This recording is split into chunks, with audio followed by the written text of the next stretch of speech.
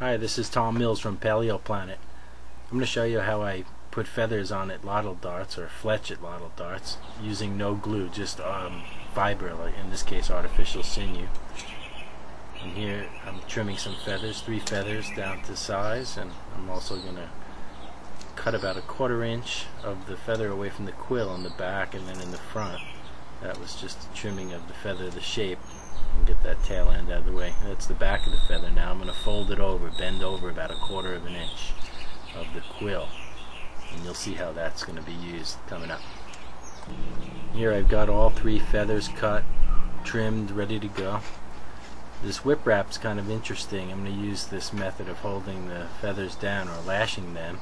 It's a knotless method. You lay down a little piece of the sinew or fiber and you wrap over it, and after a few turns it binds on itself, so I don't have to hold it with my left hand anymore. I just put the running end in my teeth and I'm holding it there, and now I can kind of have hands free and spin the shaft. Here I've started the wrap, and it's being held secure with the running end of the sinew in my teeth.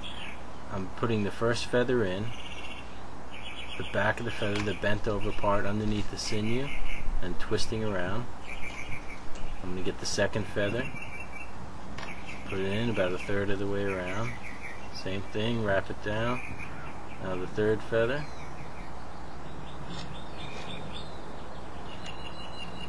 Now I'm going to continue wrapping. I'm still holding the end of the sinew in my teeth, and I'm wrapping over the ends of those quills. Here I'm putting my separate loop underneath the whip wrap. I'm going to continue to wrap over it for about 8 or 9 more turns. Then I'm going to put the running end through the loop and pull it back up, making for a tight binding on the feathers.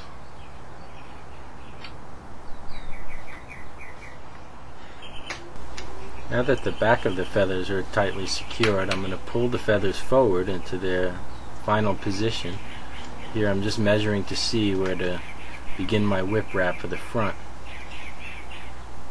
Let the feathers spring up out of the way. I'm going to start my whip wrap.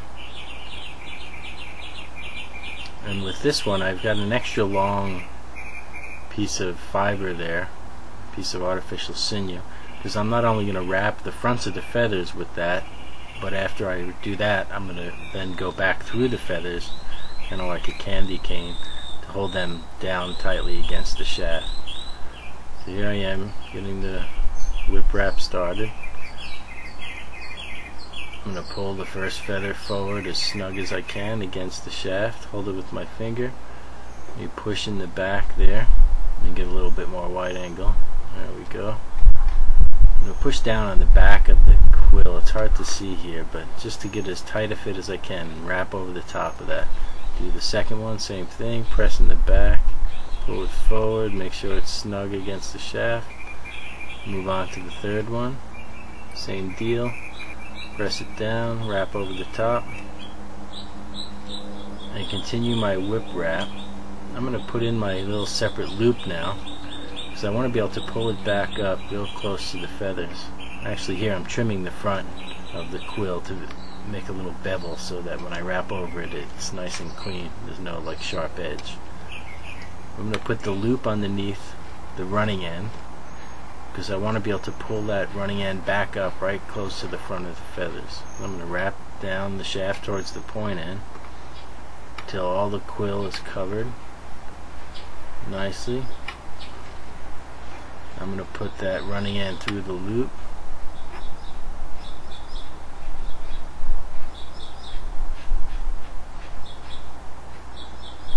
I'm going to pull it back through. Now it's going to bind on itself nice and tight there, so that won't come loose.